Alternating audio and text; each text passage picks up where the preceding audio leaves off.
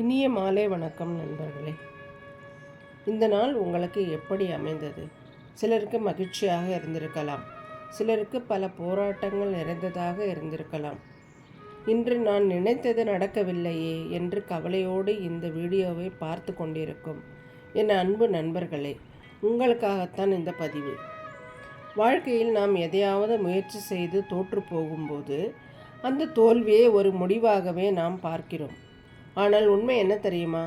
ஒவ்வொரு தோல்வியும் ஒவ்வொரு புதிய பாடத்தை கற்றுக் கொடுத்து அடுத்த வெற்றிக்கு உங்களை தயார்படுத்துகிறது.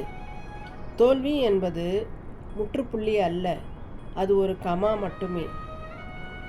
தாமஸ் ஆல்வா எடிசன் கதை அனைவரும் அறிந்ததே.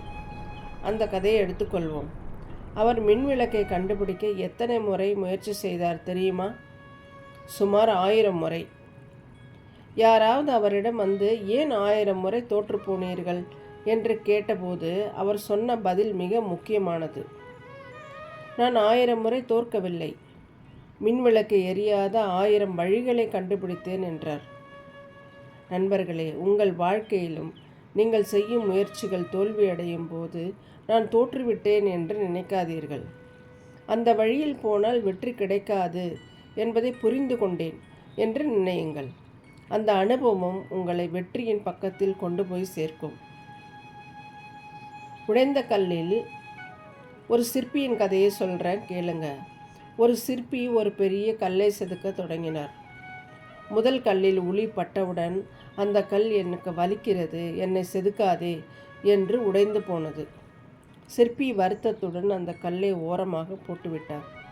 இரண்டாவது கல்லை செதுக்கினார். அந்த கல்லும் வலியை உணர்ந்தது.